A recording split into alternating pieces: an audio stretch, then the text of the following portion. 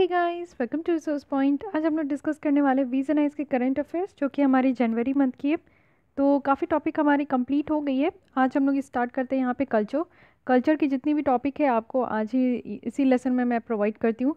सबसे पहले cave paintings के बारे में देखेंगे, देन यहाँ पे नेताजी सुभाष चंद्र बोस, उसके बाद यहाँ पे प्रबुद्ध भारत जर्नल है, और फिर inclusion of indigenous sports in Khelo India youth games 2021। तो काफ़ी इंपॉर्टेंट है चारों topic culture point of view से। चलिए स्टार्ट करते हैं। ये कल एक क्वेश्चन पूछी थी मैं साइंस से, जो कि 2011 में ये प्रीवियस ईयर क्वेश्चन है यूपीएससी की, कि जो सरफेस ऑफ लेक होता है वो सीवियर विंटर में बहुत ज़्यादा ठंड में फ्रोजन हो जाता है, जम जाता है, लेकिन जो बॉटम में वाटर होती है वो फिर भी लिक्विड स्टेट में होती है। तो क्या रीज़न है इसके पीछे? तो यहाँ पे करेक्ट ऑप्शन हो जाएगा सी, कि जो वाटर की डेंसिटी होती है ना वो मैक्सिमम 4 डिग्री सेल्सियस होती है। तो इसको आप लोग को ध्यान में रखना है। आइए एक क्वेश्चन आप लोग यहाँ पे कल्चर से बताइए कुछ। Some Buddhist rock cut caves are called chaityas. वहीं अगर दूसरे आप देखोगे तो इनको विहारास कहते हैं। तो क्या डिफरेंस है इन दोनों के बीच में, यानी कि विहारा और चैतस्य के बीच में? तो विहारा एक प्लेस ऑफ वर्शिप है, वहीं चैत्य की बात करूँ तो ये ड्विलिंग प्लेस है मॉन्क की। चैत्य एक प्लेस ऑफ वर्शिप है और विहारा एक ड्विलिंग प्लेस है मॉन्क की। या फिर चैत्य एक स्तूप है और फार एंड ऑफ केव का, वहीं विहारा जो है हॉल है, और there is no material difference between the two. So which one of the following statements is true? Okay, तो डिफरेंस आपको बताना है, तो कोई एक ही स्टेटमेंट यहाँ पे ट्रू होगा।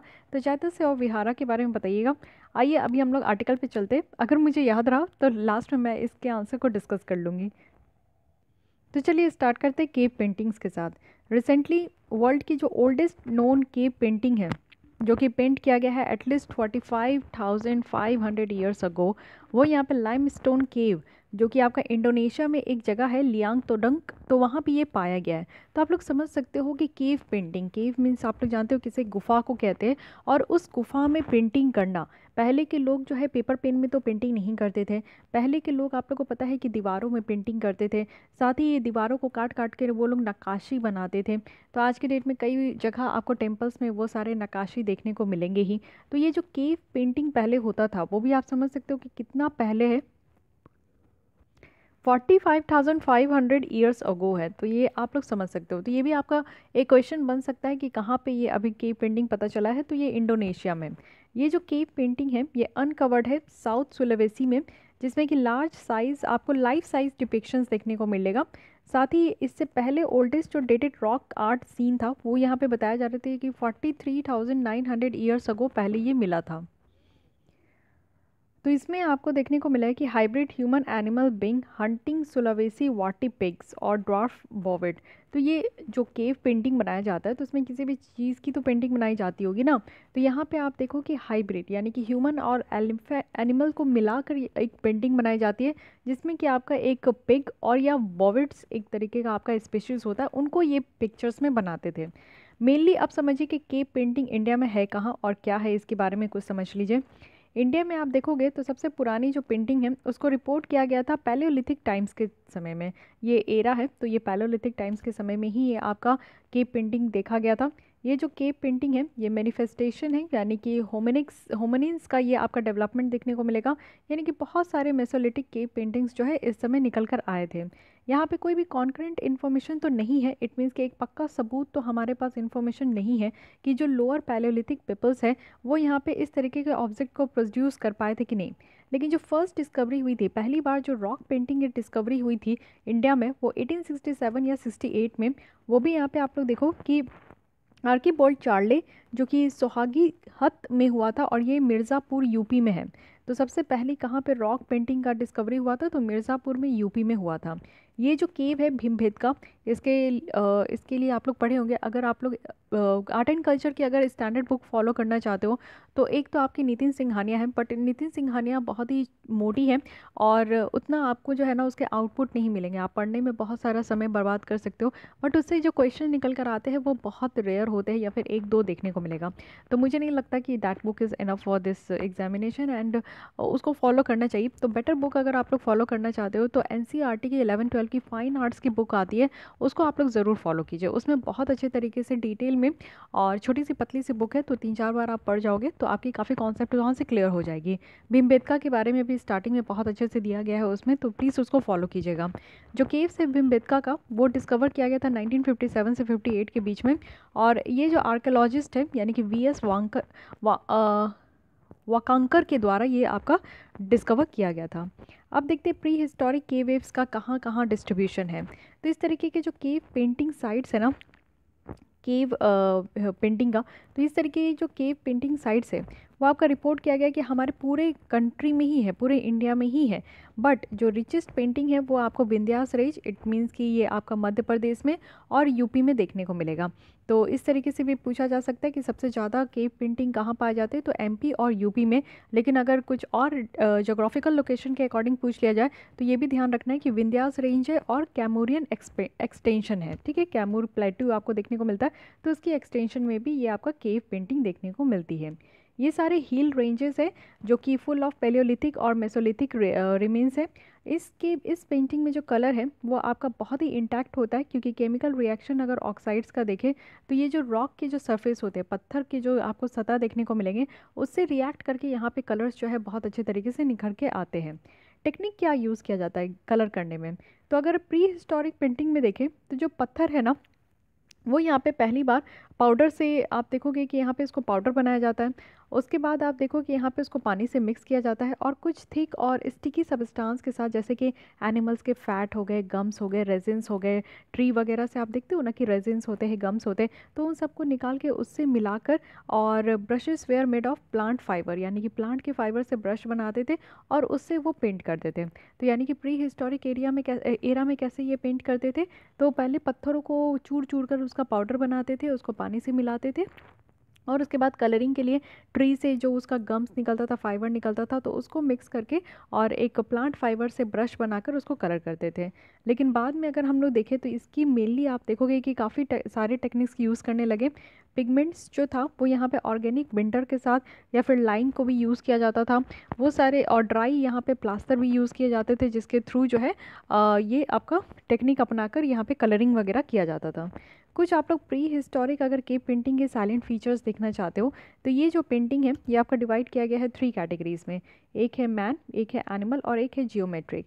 और ज़्यादा से ज़्यादा एनिमल फिगर जो है वो यहाँ पे इस्तेमाल किया जाता था। अगर ह्यूमन फिगर के कंपैरिजन में देखें, इट मीन्स कि जो पेंटिंग बनाते थे तो उसमें जानवरों की प्रतिमा ज़्यादा होती थी as comparison to human figure. Human being की बात करें तो इसको भी स्टिक लाइक फॉर्म्स में इसको रिप्रेजेंट किया जाता था, यानी कि इस तरीके से वेवी लाइन हुआ या फिर रेक्टेंगुलर फील्ड यहाँ पे डिज़ाइन हुआ या फिर ग्रुप ऑफ डॉट्स, इस तरीके का ऐसे यहाँ पे ये बनाते थे। डिपिक्शन अगर आप देखोगे तो डे टू डे लाइफ के बारे में बताते थे। इट मीन्स कि एक पेंटिंग जो बनाया जाता था उसमें आप देखोगे कि डे टू डे लाइफ जैसे लोग लीड करते हैं उसको वो शो करते थे, जैसे हंटिंग हो गया, डांसिंग हो गया, तो ये सारे मेन थीम्स थे पेंटिंग के। साथ ही कुछ फ्यू आपको वॉश पेंटिंग भी देखने को मिलेगा। और सुपर इम्पोजिंग ऑफ जो यहाँ पे पेंटिंग थी ये काफ़ी ज़्यादा यहाँ पे फेमस था, क्योंकि यहाँ पे इनकी रिचनेस मीन्स कलर बहुत ही ब्यूटीफुल होते थे। साथ ही जो थीम होता था वो लोग अपने लाइफ से रिलेट कर पाते थे। एंड इसका जो स्टाइल था, और ये जो रॉक पेंटिंग है सेंट्रल इंडिया की, ये काफ़ी ज़्यादा सिनोनिम होता है इंडिया का जो रॉक पेंटिंग है ना उसके साथ, यानी काफ़ी ज़्यादा मिलता जुलता भी है, तो इसलिए लोग इसको कनेक्ट कर पाते हैं, उसको यूज़ कर पाते हैं और काफ़ी ज़्यादा इसको अप्रिशिएट भी करते हैं। तो ये जो प्री हिस्टोरिक केव पेंटिंग की साइलेंट फीचर्स है ये आपको ध्यान रखनी है। अब यहाँ पे देखते हैं कि क्या दोनों में सिमिलैरिटीज़ है और क्या विभिन्नता है। तो आइए देखते हैं कुछ डिस्टिंक्शंस या फिर यहाँ पे सिमिलैरिटीज़। इट मीन्स कि जो प्री हिस्टोरिक रॉक पेंटिंग है और इंडियन रॉक पेंटिंग है, इन दोनों के बीच में क्या सिमिलैरिटीज़ है। तो हिस्टोरिक अगर पेंटिंग के साइलेंट फीचर्स देख लेते हैं, तो ये जो पेंटिंग थे इसमें काफ़ी वेरिएशन आ गई थी। इट मीन्स कि पहले की पेंटिंग में क्या था प्री हिस्टोरिक में, कि लोगों की जो डे टू डे लाइफ थी उसको वो शो करते थे। लेकिन हिस्टोरिक में क्या हुआ कि यहाँ पे और काफ़ी थीम्स मिल गए, जैसे रिलीजियस पॉइंट ऑफ व्यू से बनाया जाता था, कुछ पैलेस की सीन्स होते थे, कुछ यहाँ पे मिथोलॉजिकल जो आइडियाज़ थे वो बनाते थे, कुछ फ्लोरल मोटिव्स भी थे, यानी कि फूल पत्ती के भी यहाँ पे बनाए जाते थे सेलिंग्स में, जियोमेट्रिक डिज़ाइंस भी था। तो इस तरीके से डेकोरेशंस ज़्यादा बढ़ गए, यानी कि सजावट पेंटिंग में ज़्यादा बढ़ गए थे। साथ ही साथ आप देखो कि मूवमेंट भी इस फिगर्स में बहुत ही रिदमिक था, यानी कि यहाँ पे सबल लिम्स, एक्सप्रेशन, फेसेस का एक्सप्रेशन दिखाया जाता था, कुछ मूवमेंट्स दिखाए जाते थे। तो ये सारी चीज़ें भी इमेजिन किए जा रहे थे इसमें। वाइब्रेंट और ल्यूमिनस कलर था। पहले तो कलर बहुत कम थे, लेकिन हिस्टोरिक पीरियड में जो कलर यूज़ किया जा रहा था वो बहुत ज़्यादा वाइब्रेंट थी, यानी कि डार्क कलर यूज़ करते थे, जैसे रेड हो गया, फिर यहाँ पे विविध रेड है, जो वर्मिलियन सिंदूर वाला जो रेड होता है वो रेड है, येलो कलर है, इंडिगो ब्लू है, और ब्लैक है, वाइट है। तो ये सारे कुछ एकदम जो चमचम करते हैं ना, एकदम ब्राइट कलर, वो सारे कलर यूज़ होने लगे थे। ब्राउन थिक डार्क लाइन जो है वो यूज़ किया जाता था as a counter. It means कि आप फेस में भी देखते हो ना कि कॉन्टोर करते हो आप लोग फेस को अच्छे से डिफाइन करने के लिए, तो यहाँ पे भी ब्राउन, डार्क ब्राउन कलर का यहाँ पे आपका यूज़ किया जाता था, जिससे कि कोई अगर पेंटिंग है ना तो उसको अच्छे तरीके से शेप दिया जाता है। ओके, तो ये आपको डिफरेंस याद रखना होगा दोनों टाइम का, प्री हिस्टोरिक का और हिस्टोरिक का। तो आइए देखते हैं कि प्री हिस्टोरिक के पेंटिंग का इवोल्यूशन कैसे हुआ। तो एक एक करके हर एक पीरियड में देखेंगे। पहले अपर पैलियोलिथिक में देखेंगे, क्योंकि लोअर पैलियोलिथिक की कोई भी कॉन्क्रीट इन्फॉर्मेशन अवेलेबल नहीं है। उसके बाद मेसोलिथिक, यहाँ पे केव पेंटिंग आती है, इसके बारे में देखेंगे। फिर न्यूलिथिक के बारे में देखेंगे। तो वन बाय वन देखते हैं। पहले अपर पैलियोलिथिक के बारे में देखते हैं। तो यहाँ पे सिंपल आइकॉनिक एनिमल और ह्यूमंस है, जो कि फर्स्ट टाइम दिखाया गया था। साथ ही साथ इस पेंटिंग में फर्स्ट टाइम दिखाया गया था। उसमें आप देखो कि एनिमल्स जो है वो नेचुरल आउटलाइंस में दिखाए जाते थे, यानी कि जिस तरीके के जानवर हैं, और ह्यूमंस जो है उनको बहुत तरीके का एक्शन में दिखाया जाता था। इट मीन्स कि डायनेमिक एक्शन होते थे, समटाइम्स हंटिंग करते हुए, समटाइम्स डांसिंग करते हुए, समटाइम्स कुछ और करते हुए। तो इस तरीके से जो है वेरिएशन फॉर्म्स होता था ह्यूमन बींग का। ये सारी जो पेंटिंग्स हैं, ये आप देखो कि परफेक्ट एस शेप के ह्यूमन फिगर्स को ये दिखाते थे, और कुछ एक्टिविटीज़ भी यहाँ पे होती थी। साथ ही साथ ये आप लोग देखो कि जब पीरियड, यानी कि upper part of the rock में जो है इस समय आपको देखने को मिलेगा कि शेल्टर होता था, और मोस्टली इसको पेंट किया जाता था। इट मीन्स कि ऐसे केव होते हैं ना, तो केव के किस भाग को पेंट किया जाता था, तो केव के इस भाग को, ये अपर जो यहाँ पे जो रॉक है, इसमें ये पेंट करते थे, और ये एक तरीके का छत का भी काम करता था। तो ये आप लोग समझ गए अपर पैलियोलिथिक की कहानी। अब यहाँ पे मेसोलिथिक जो यहाँ पे केव पेंटिंग है, तो इसके बारे में देखते हैं। यहाँ पे क्रिएटिविटी आपका धीरे धीरे स्टार्ट हुआ बहुत तरीके से, यानी कि डिज़ाइनिंग वगैरह स्टार्ट हुआ, कुछ मोटिव्स बनाने लगे, यानी कि जैसे फूल वगैरह इसका इस्तेमाल करने लगे डिज़ाइन करने के लिए। हंटर्स जो थे वो यहाँ पे सिंपल क्लोथ्स और ऑर्नामेंट ज्वेलरी वगैरह भी उनको पहनाया जाता था। साथ ही ह्यूमन फिगर जो थे वो स्टैटिक थे या फिर एब्स्ट्रैक्ट भी थे। मेल फिगर को यहाँ पे स्टिक लाइन होता था, वहीं फीमेल्स की अगर देखें तो बल्कि बॉक्स शेप में इनका डिज़ाइन बनाया जाता था। और dance, pregnant women, child birth और मदर विद अ चाइल्ड, ये सारी चीज़ों को पेंटिंग में ड्रॉ किया जाता था। फॉर एग्जांपल आप देख सकते हो कि लखाजौर का, जिसमें कि फिशिंग सीन है, फैमिली फिस्टिंग है हर्ट में। भीमबेटका आपका कब का हो गया, तो मेसोलिथिक की पेंटिंग ये भीमबेटका हो गया। साथ ही यहाँ पे चतुर्भुज नाथ, ये नाल है, तो इसके बारे में भी आप लोग देख सकते हो। ये कुछ एग्जाम्पल है मेसोलिथिक केव पेंटिंग का। वहीं अगर नियोलिथिक केव पेंटिंग की बात करें, तो ये एक ऐसा पेंटिंग है जहाँ पे आपका जो सेंस ऑफ मूवमेंट है या फिर फिगर है, जिसको कि रिपीटिटिव साइन हो, बार बार दिखाया जाए, या फिर ह्यूमंस और एनिमल्स हैं, वो यहाँ पे ज़्यादा से ज़्यादा लॉस होने लगे, और ज़्यादा से ज़्यादा हाइब्रिड और स्टाइलाइज्ड यहाँ पे दिखाने लगे, क्योंकि और ज़्यादा न्यू फॉर्म में आ गया ना, तो यहाँ पे और ज़्यादा स्टाइलिंग फॉर्म में आपका पेंटिंग देखने को मिला। साइज भी जो है वो बड़े छोटे होने लगे, अधिकतर जो है वो साइज रिड्यूस होने लगा। हंटिंग सीन जो है वो दिखाने लगे यहाँ पे। साथ ही साथ फॉर एग्जांपल आप देख सकते हो कि आज के भी डेट में ये सारे पेंटिंग्स आपको देखने को मिलेंगे, जैसे कि यहाँ पे चतुर्भुनाथ जो नाल है, वहाँ पे आप देख सकते हो कुप गल्लू है, पिखी लाई है, पिखी हॉल है। तो ये सारे कुछ ऐसे एग्जाम्पल्स हैं जहाँ पे आप लोग नियोलिथिक जो केव पेंटिंग है उसके डिज़ाइंस देख सकते हैं। अब आते हैं कुछ और भी तरीके के केव पेंटिंग है जो कि काफ़ी इंपॉर्टेंट है। तो यहाँ पे आप लोग देखो कि इस मैप में फेमस केव पेंटिंग का दिया गया है, विच इज़ वेरी इंपॉर्टेंट। तो इसकी स्क्रीनशॉट लेकर आप लोग रख सकते हो। जैसे लेह में देखिए, क्योंकि आज के डेट में आप लोग को पता है कि जो गालवान वैली का इशू था इंडिया चाइना के बीच में, तो लेह बहुत ही एक स्ट्रैटेजिक इंपॉर्टेंट हमारा लोकेशन हो गया एग्जाम पॉइंट ऑफ व्यू से। तो यहाँ पे ससपाल केव है। उसके बाद नीचे हम लोग आते हैं तो उत्तराखंड में जो है यहाँ पे आपको लखुदियार केव्स देखने को मिलेगा अल्मोड़ा में। मध्य प्रदेश में आएंगे तो भीमबेटका केव पेंटिंग है, भोपाल में देखने को मिलेगा। एंड आदमगढ़ हिल है जो कि यहाँ पे होशंगाबाद में है। उसके बाद आप देखो होशंगाबाद है। ओके, फिर महाराष्ट्र में क्या है, तो ये Ajanta and Ellora caves painting है। उसके बाद यहाँ पे लेनियाद्री केव्स पेंटिंग है। एलिफेंटा केव्स है जो कि मुंबई में है। और छत्तीसगढ़ में आप देखोगे तो जोगीमारा केव्स पेंटिंग है, ये सुरगुजा में।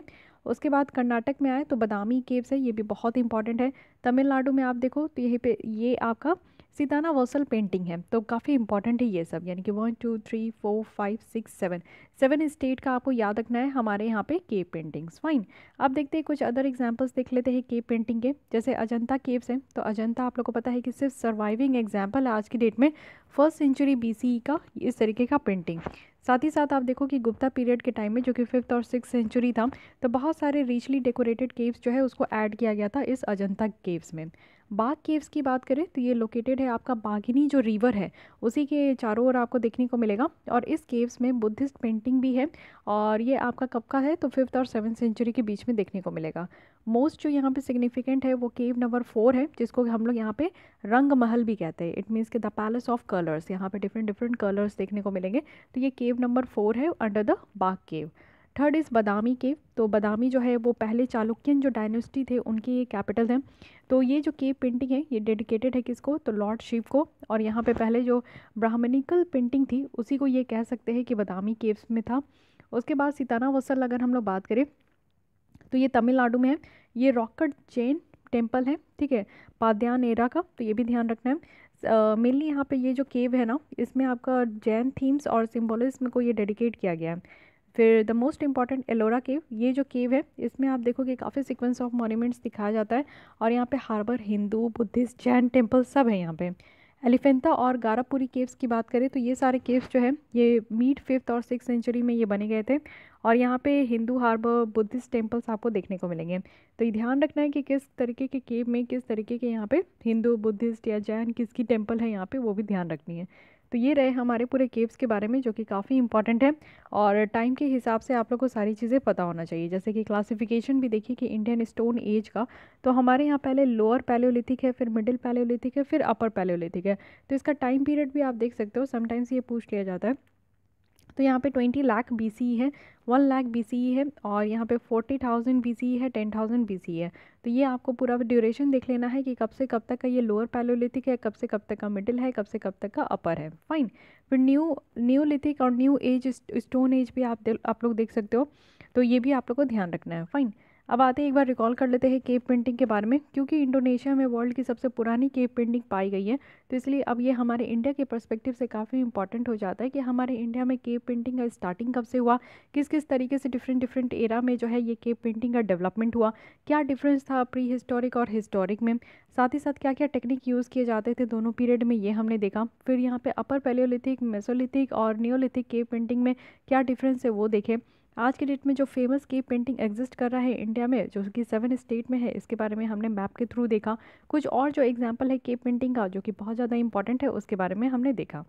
Coming to the next article, जो कि यहाँ पे है नेताजी सुभाष चंद्र बोस के बारे में, क्योंकि 23 जनवरी 2021 को इंडिया सेलिब्रेट किया है 125th बर्थ एनिवर्सरी, जो कि नेताजी सुभाष चंद्र बोस की है, और इसको हम लोग 23 जनवरी को हम लोग पराक्रम दिवस भी कहते हैं। तो ये आपको ध्यान रखना है, कई बार पूछा जा सकता है कि पराक्रम दिवस क्यों और कब सेलिब्रेट किया जाता है। तो 23 जनवरी को सेलिब्रेट किया जाता है एवरी ईयर, और इस बार जो है ना ये हम लोग बर्थ एनिवर्सरी सेलिब्रेट करते हैं नेताजी सुभाष चंद्र बोस की। तो पॉलिटिकल कैरियर अगर हम लोग सुभाष बोस जी की देखें तो ये काम करते थे पॉलिटिकल लीडर्स के अंदर, और चित्तरंजन दास जो थे उनके साथ ये काम करते थे। बोस जो है इनकी एक न्यूज़पेपर थी जिसका नाम था फॉरवर्ड, और बाद में उनका न्यूज़पेपर का नाम क्या हो गया, स्वराज। तो ये भी पूछा जाता है कि बोस का ये स्वराज न्यूज़पेपर के कौन एडिटर थे, तो ये आपको याद रखना है। बाद में ये चीफ एग्जीक्यूटिव ऑफिसर बन गए थे कलकत्ता म्यूनिसिपल कॉरपोरेशन के, और इनका रोल आप देखोगे तो एज ए यूथ लीडर था इंडियन नेशनल कांग्रेस में, वो भी लेट 90s में, और ये यंगर के लीडर थे रेडिकल विंग्स के भी, जो INC का था। फिर बाद में जो है आप लोग जानते हो कि इनको बहुत ही बार अरेस्ट किया गया है, और एक बार तो अरेस्ट करके इनको म्यांमार भेज दिया गया 1925 में, और वहीं पे इनका सस्पेक्ट लगाया जा रहा है कि एक इनका आशंका लगाया गया था कि ये सीक्रेट रिवोल्यूशनरी मूवमेंट में पार्टिसिपेट किए। इनकी बुक है द इंडियन स्ट्रगल, ये ध्यान रखना है, जिसमें कि हमारे कंट्री के इंडिपेंडेंस मूवमेंट को, जो कि 1920 से लेकर 1934 के बीच में जितनी भी है उनको यहाँ पे इंक्लूड किया गया है। इनका रोल अगर आप देखोगे कि जो ये INC के प्रेसिडेंट भी थे 1930s में, तो उस समय इनका क्या रोल था। उस समय ये इलेक्ट हुए थे प्रेसिडेंट के जैसा, जो कि हरिपुर सेशन ऑफ INC में, और उसके बाद जो है कॉम्प्रिहेंसिव स्कीम्स ये लेकर आए थे इंडस्ट्री डेवलपमेंट के लिए। साथ ही नेशनल प्लानिंग कमेटी भी जो है ये सेटअप किए थे, और इसमें पंडित जवाहरलाल नेहरू जी जो थे वो उस समय चेयरमैन थे। 1939 में त्रिपुरी सेशन जो था उनके उसमें आप देखोगे अगेन इनको प्रेसिडेंट बनाया गया था। और उसके बाद इनके द्वारा ऑल इंडिया फॉरवर्ड ब्लॉक का फॉर्मेशन हुआ था। और उसके बाद आप देखो कि नेताजी का जो रेडिकल एक्टिविटीज़ था, यहाँ पे ब्रिटिश इंडियन गवर्नमेंट जो है उनको ये हाउस अरेस्ट कर लिए थे। नेताजी ये बिलीव करते थे ना कि इंडिया जो है वो खुद को लिबरेट नहीं कर सकता अनलेस जब तक मिलिट्री कैंपेन जो है लॉन्च नहीं किया जाएगा इंडिया के बाहर। इट मीन्स कि इनका ये मानना था कि इंडिया में अगर हम लोग स्वतंत्रता के लिए लड़ाई कर रहे हैं तो इसकी जो पहुंच है, इसकी जो आग है वो इंडिया के बाहर भी होनी चाहिए। तो ये कुछ और भी फैसिलिटीज़ प्रोवाइड करना चाहते थे। साथ ही साथ अगर इनकी मिलिट्री एक्टिविटी हम लोग देखें, जो वर्ल्ड वार सेकेंड हुआ था तो जर्मनी ये जब पहुंचे थे 1942 में, तो इनके द्वारा आज़ाद हिंद रेडियो स्टार्ट किया गया था और फ्री इंडिया सेंटर इस्टेब्लिश किया गया था। फिर वो सिंगापुर पहुंचे थे जुलाई 1943 में और उनके द्वारा इंडियन नेशनल आर्मी में ये चार्ज लिए थे इसका, और आज़ाद हिंद फौज का भी। फिर अपनी 3 डिविजन्स को ये और ज़्यादा बढ़ाए थे और इंडियन नेशनल जो आर्मी है ये इस्टेब्लिश किया गया था मोहन बोस के द्वारा, रास बिहारी बोस के द्वारा, जो कि वेटरन नेशनलिस्ट थे। उसके बाद सिंगापुर में देखिए इनके द्वारा एक इंडियन गवर्नमेंट इन एग्जाइल ये फॉर्म किया गया, द आज़ाद हिंद गवर्नमेंट। ये प्रोविजनल गवर्नमेंट थे जिनकी अपनी खुद की करेंसी थी, कोड थी, सिविल कोड था, आर्मी था और नेशनल एंथम था। 1943 में चल के इनको हेड बनाया गया स्टेट ऑफ प्रोविंशियल गवर्नमेंट के, और उसमें ये डिक्लेयर हुए थे war on British for the liberation of India, यानी कि इंडिया को लिबरेट करने के लिए, वो भी ब्रिटिश सरकार से। तो इनमें ये डिक्लेयर किया गया था वॉर। ठीक है। इंडियन नेशनल आर्मी की अगर बात करें तो यहाँ पे एक चलो दिल्ली का भी एक नारा लगाया गया था जिसमें कि मोइरांग रिस्ट मोइरांग इन मणिपुर और shook the British confidence. The Indian national army जो थे वो यहाँ पे एबल थे कि जो रंगून था उनको वो वापस जीत लिए, इम्फाल को भी वापस जीत लिए, अंडमान एंड निकोबार को भी वापस जीत लिए। नेताजी का नाम जो है वो आप लोग जानते हो कि अंडमान एंड निकोबार के नाम पे ही रखा गया, शहीद एंड स्वराज। और 2018 में रॉस आइलैंड को, नील आइलैंड को और हैवलॉक आइलैंड का भी यहाँ पे रीनेम किया गया।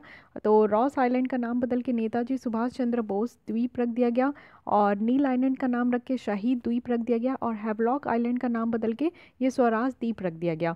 तो ये अंडमान एंड निकोबार का जो 3 आइलैंड है, जो कि बहुत ही मेजर आइलैंड है, इसका भी नाम बदल के स्वराज ये आपका जो सुभाष चंद्र बोस जी के नाम पे रखा गया।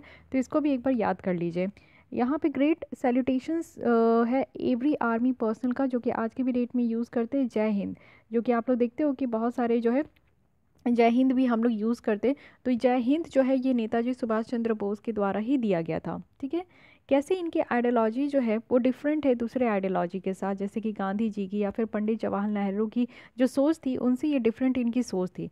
तो नेताजी जो है आप देखो कि कांग्रेस से डिपार्चर होने के डिस्पाइट ही उन्होंने अपने एफर्ट्स को देखा, इंडियन नेशनल आर्मी को देखा, और अपनी मेन स्ट्रीम जो चीज़ ज़रूरत थी यानी कि फ्रीडम स्ट्रगल का, जिसको कि वाकई में गांधी जी लीड कर रहे थे, नेहरू जी लीड कर रहे थे और कांग्रेस पार्टी लीड कर रही थी। इसीलिए ये देखने को मिलता है कि आइडियोलॉजिकली आप देखोगे तो इनका जो वैल्यूज़ था वो सिमिलर था, बट उनकी जो लीड करने की जो अपना एटीट्यूड था वो डिफरेंट था। सिमिलैरिटीज़ अगर इनके आइडियोलॉजी में हम लोग देखें तो इनकी जो डेडिकेशन थी नेशनल कॉज को लेकर, कि हमारे यहाँ जिस तरीके से ब्रिटिश काम कर रहे हैं और जिस तरीके से हमारे वैल्यूज़ को नीचा दिखा रहे हैं, हमारे यहाँ कास्टिज़म आ गया, अनटचेबिलिटी आ गई, गरीबी आ गई, तो इन सारी चीज़ों को हमारे इंडिया से हटाना है। तो एक जो हमारा डेडिकेशन था नेशनल कॉज को लेकर, तो ये सारे लीडर्स में सेम था। लिबरल और बिलीवियर आप देखोगे विमेन इक्वालिटी का, यानी कि यहाँ पे गांधी जी हो या फिर सुभाष चंद्र बोस जी हो, इन सब का ये मानना था कि विमेंस की जो हमारी सोसाइटी में इक्वालिटी की बात की जाती है तो वो इक्वल होना चाहिए। साथ ही share the vision of unity in diversity of country, ये सब लीडर्स इतना मानते थे कि हमारे यहाँ कल्चरल डाइवर्सिटी है और रिलीजियस डाइवर्सिटी है, डिफरेंस है हमारे यहाँ।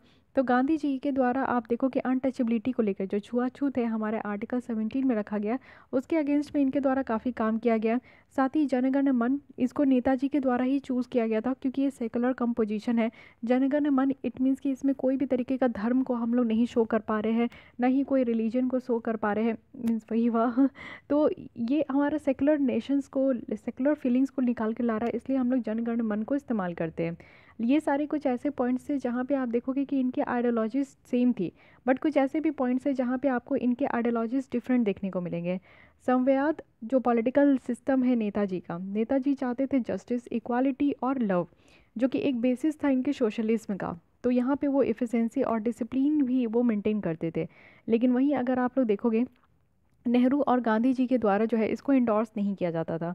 नेताजी बिलीव करते थे नॉन वायलेंस में, तो ये एक आइडियोलॉजी था, बट ये नॉट ए क्रीड। यानी कि आप देखो कि यहाँ पे गांधी जी का क्या कहना था कि नॉन वायलेंस होना चाहिए और सत्य के रास्ते पे चलना है, बट नेताजी को लगता था कि अगर हम लोग को नेशनल मूवमेंट्स को लीड करना है तो इसमें हम लोग को एक नॉन वायलेंस की तो ज़रूरत है ही, लेकिन हाँ, कहीं ना कहीं वॉयलेंस की भी ज़रूरत होगी। हम लोग बिना हिंसा किए हुए, बिना दंगा फसाद किए हुए, बिना मीन्स एक होता है ना तोड़ फोड़ किए हुए, नुकसान किए हुए हम लोग अपने भारत को आज़ाद नहीं दिला सकते। तो वॉयलेंस पे ये बिलीव करते थे। नेताजी चाहते थे कि कंट्री को कि वो इंडस्ट्रियलाइजेशन जैसा ग्रो हो, जैसे कि ब्रिटिश अपने यहाँ इंडस्ट्री को ग्रो कर रहे थे, वैसे नेताजी का भी मानना था कि हमारे यहाँ जो इंडस्ट्री ग्रो हो रही है और ग्रो होनी चाहिए। लेकिन ऐसे आपको गांधी जी नहीं दिख रहे थे। गांधी जी का कहना था कि हमारे यहाँ विलेज इकॉनमी सेल्फ सफिशिएंट होनी चाहिए। जैसे आज की डेट में आत्मनिर्भर भारत की बात करते हैं ना, तो वैसे ही गांधी जी की भी पहले यही सोच थी। साथ ही नेताजी की अगर आप लोग देखोगे तो इनकी पॉलिटिकल ऑब्जेक्टिव जो थी वो अनडाइल्यूटेड इंडिपेंडेंस था, और ये गांधी जी जो है इन बातों को वो सेटिस्फाई नहीं करते थे। इट मीन्स कि कॉन्फ्लिक्शंस जो है उनके काम करने के तरीके में कॉन्फ्लिक्शंस था, बाकी इनका जो मंशा था कि इंडिया को आज़ाद कराना है, ये सबके अंदर वो सेम था। साथ ही साथ आप देखो कि सुभाष चंद्र बोस की लाइफ के बारे में बताया जा रहा है, तो थोड़ा बहुत यहाँ पे आप लोग एक झलक देख सकते हो। 1920 में इनके द्वारा इंडियन सिविल सर्विस एग्जामिनेशन को क्लियर किया गया।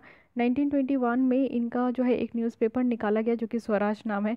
1925 में इनको बर्मा के जेल में भेज दिया गया था। फिर 1920s में अगेन जो है ये ऑथर्ड थे द इंडियन स्ट्रगल के।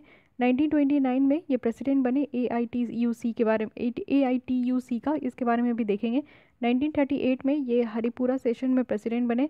1939 में इनको प्रेसिडेंट बनाया गया त्रिपुरी सेशन में, और 1942 में इंडिया से ये निकल गए थे, और उसके बाद आज़ाद हिंद रेडियो और फ्री इंडिया सेंटर जर्मनी में वो स्टार्ट किए थे। 1942 में इंडियन नेशनल आर्मी में उन्होंने अपना एक वो चार्ज लिए थे इंडियन नेशनल आर्मी का, वो भी सिंगापुर में। तो इस तरीके से इनकी कार्यकाल थी, इसको भी आप लोग ध्यान में रखिएगा। आइए एक एक करके देखते हैं। यहाँ पे AITUC के बारे में है, यानी कि यहाँ पे चित्तरंजन दास, जवाहरलाल नेहरू, सुभाष चंद्र बोस जो थे वो प्रेसिडेंट थे all India trade union Congress के। और ये तो आपको पता ही है कि वो 1920 में सिविल सर्विस की एग्ज़ाम ये क्रैक किए थे। भगवत गीता से ये काफ़ी ज़्यादा इंस्पायर्ड थे, और स्वामी विवेकानंद की टीचिंग के द्वारा भी उनका जो कहना था उन सारे बातों को नेताजी सुभाष चंद्र बोस बहुत मानते थे। अगर नेताजी के आइडियोलॉजी आप सोशलिज्म के ऊपर देखोगे तो वो सोशलिस्ट थे, जिनको लगता था कि हमारी सोसाइटी को और आगे बढ़ाना है, और यहाँ पे जो इतना मतभेद होता है मेल फीमेल के बीच में वो नहीं होना चाहिए। और प्राइमरी जो डिस्टिंक्शन था कम्युनिस्ट और सोशलिस्ट को लेकर, इनका ये मानना था कि ये सोशलिस्ट पे ज़्यादातर ध्यान देते थे, और वो चाहते थे कि एक वर्कर्स और जो पीजेंट है ऑर्गेनाइजेशन है उसको वो प्रमोट करें। साथ ही वो पीपल्स को लिबरेट करना चाहते थे सारे तरीके के बॉन्डेज से, यानी कि कोई भी तरीके का बॉन्डेज नहीं होना चाहिए ह्यूमन बींग में, वो इनको लिबरेट करना चाहते थे। तो ये पूरी सुभाष चंद्र जी के बारे में बात है। ये आप लोग इसको कल्चर के पॉइंट ऑफ व्यू से तो ये इम्पॉर्टेंट है ही, लेकिन जो पर्सनल फिगर्स के बारे में बात करते हैं हम लोग, पर्सनालिटीज़ के बारे में बात करते हैं एथिक्स में, तो वहाँ पे आप लोग को ये सारे जो इतने ये पूरा जो आर्टिकल है ना ये काफ़ी हेल्प हो पाएगा। तो याद रखिएगा इनके बारे में ईच एंड एवरी डिटेल्स, जो कि आपका हिस्ट्री से भी रिलेटेड है, कल्चर में भी काम आ जाएगा, एंड देन यहाँ पे आपका एथिक्स के पेपर में भी काम आ जाएगा। Coming to the third article जो कि है प्रबुद्ध भारत जर्नल। तो रिसेंटली प्रबुद्ध भारत जर्नल जो है वो सेलिब्रेट किया गया इनकी 125th एनिवर्सरी। तो ये है कौन? प्रबुद्ध भारत और ऑकेंड इंडिया। ये एक इंग्लिश लैंग्वेज मंथली जर्नल था जो कि रामकृष्ण मिशन का था। तो ये याद रखना है, प्रबुद्ध भारत, ठीक है। प्रबुद्ध भारत जो है इसका फाउंडेशन कब हुआ? 1896 में। और साथ ही साथ आप लोग देखो कि longest running monthly English magazine है, यानी लंबे समय तक हमारे कंट्री में चला। और कुछ ल्यूमैनिटीज़ है जैसे कि नेताजी सुभाष चंद्र बोस, बाल गंगाधर तिलक, सिस्टर निवेदिता और अरबिंदो है, ये सब जो है जो कि इस जर्नल में लिखते थे। अदर पब्लिकेशन आप रामकृष्ण मिशन का देखोगे तो ये है उद्बोधन, बंगाली मंथली मैगजीन था ये। और ये है वेदांता की सारी जो कि कल्चर और स्पिरिचुअल मैगजीन था। रामकृष्ण विजयम की अगर आप देखोगे तो ये आपका तमिल मंथली मैगजीन था जिसको 1921 में स्टार्ट किया गया था। यहाँ पे रामकृष्ण मिशन के बारे में समझिए कि इनके द्वारा कलकत्ता में आपका राम कृष्ण मिशन को फाउंड किया गया था नियर कलकत्ता बाय विवेकानंद के द्वारा। और यहाँ पे क्या था कि जो वेदांता की टीचिंग थी उसको फैलाना है। इट मीन्स कि life of the Hindu saint Ramakrishna का यहाँ पे पूरी तरीके से जीवनी था। और यहाँ पे जो सोशल कंडीशन है इंडियन पीपल्स का उसको और ज़्यादा इम्प्रूव करना है। ये फिलैंथ्रोपिक और वॉलेंटियर ऑर्गेनाइजेशन था। मिशन का क्या मोटो था? मिशन का मोटो था आत्मानो मोक्षतम जगत हित्य चा, यानी कि for one own salvations and for the welfare of the world. Organisation जो है ये 3 कोर आइडिया में बेस्ड था, यानी कि काम एक पूजा है, potential divinity of the soul है और हार्मनी ऑफ रिलीजन। तो ये सारी बातें आपको याद रखनी है। छोटी सी आर्टिकल है, कोई बड़ी बात नहीं है। ये बहुत इंपॉर्टेंट आर्टिकल है आपकी खेलो इंडिया यूथ गेम्स है जो कि 2021 में होने वाला है। और इसमें हमारे यहाँ के कुछ इंडिजिनस स्पोर्ट्स को इंक्लूड किया जा रहा है। रिसेंटली जो स्पोर्ट्स मिनिस्टर हैं उनके द्वारा अप्रूव किया गया है 4 ऐसे इंडिजिनस गेम जो कि आप खेलो इंडिया यूथ जो 2021 में होने वाला है उसका ये पार्ट है। तो इसमें क्या क्या है? गतका है, कलारी पत्तू है, थांगता है और यहाँ पे माला खंबा है। ठीक है, और इसके साथ योगासन भी है। तो चलिए देख लेते हैं खेलो इंडिया प्रोग्राम। ये हमारा एक पार्ट है नेशनल प्रोग्राम का जो कि यहाँ पे खेलो इंडिया है, इसको रिवाइव किया गया था 2017 में। खेलो इंडिया प्रोग्राम को इंट्रोड्यूस किया गया है जिससे कि हमारे इंडिया में जो स्पोर्ट्स की कल्चर है उसको और ज़्यादा बढ़ाया जा सके, ग्रास रूट लेवल से इसको बढ़ाया जा सके। ठीक है, और हमारे कंट्री में जो स्पोर्ट्स की चर्चा है और स्पोर्ट्स में इतना जो ध्यान नहीं है लोगों का उसका ध्यान आकर्षित करना है। एक एक करके देख लेते हैं। कलारी पत्तू के बारे में देखिए, बहुत इंपॉर्टेंट है, ये आपके प्रीलिम्स में डायरेक्टली पूछा जा सकता है। ये मार्शल आर्ट फॉर्म है केरल का। ठीक है, ये कलारी पत्तू जो है ये डिफरेंट टेक्निक्स होते हैं यहाँ पे, यानी कि फिजिकल बॉडी एक्सरसाइज होती है, फाइट होता है स्टिक को यूज़ करके या फाइट होता है जो तलवार वगैरह को यूज़ करके, और बेयर हैंड एक्सरसाइज होते हैं। तो इन सब का नाम भी आप लोग याद कर लीजिएगा। कुछ और फोकस आप कलारी पत्तू का देखोगे तो ये स्पेशलाइजेशन है क्योंकि हमारे यहाँ की मेडिसिनल प्रैक्टिस भी यहाँ पे देखने को मिलती है। इट मीन्स कि कलारी ट्रीटमेंट होता है, एक टाइप का एक सिस्टम ऑफ मेडिसिन है जो कि इस करिकुलम का पार्ट भी है। तो ये कहाँ का कलारी पत्तू है? तो ये मार्शल आर्ट है केरल का। अब सेकंड है यहाँ पे मालाकंब। तो मालाकंब आप देखो ये ट्रेडिशनल स्पोर्ट्स है, वो भी जिम्नास्ट परफॉर्मर का।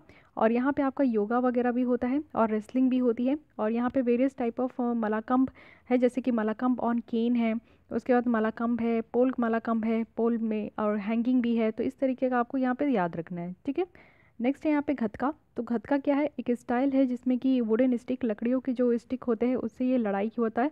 और ये घतका आपका पंजाब में है और इसकी जो ओरिजिनेशन है 15वीं सेंचुरी में हुई थी। ये एक स्टिक फाइटिंग है, यानी कि यहाँ पे आपका जो है तलवारों से लड़ाई होती है 2 और 2 से ज़्यादा प्रैक्टिशनर के बीच में। और ये जो आपका वुडन स्टिक है इसको सोती कहते हैं, तो ये भी ध्यान रखना है। फिर है थांगटा। थांगटा कहाँ का है? तो मणिपुर का मार्शल आर्ट है जिसको कि आर्ट ऑफ द शॉर्ट और स्पीयर कहते हैं, यानी कि जो आपका तलवार और भाला है उसको लेकर ये लड़ाई होता है। डेडिकेटेड फाइटिंग है, स्किल और वर्शिप का। यहाँ पे बहुत सारे एक्सटर्नल वेपन भी आपका इंक्लूड है, जैसे कि शॉर्ट है, जैसे कि आपका ये तलवार है, भाला है, डैगर्स है। तो ये सारी चीज़ों को यूज़ करके यहाँ पे आपका लड़ाई किया जाता है। फाइन।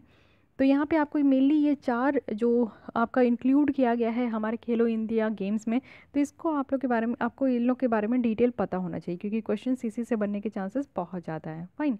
तो हमारे जो 4 टॉपिक थे कल्चर के वो कंप्लीट हो गए हैं। अब नेक्स्ट आप लोग को जो न्यूज़ इन शॉर्ट है वो मैं कल आपको प्रोवाइड कर दूँगी।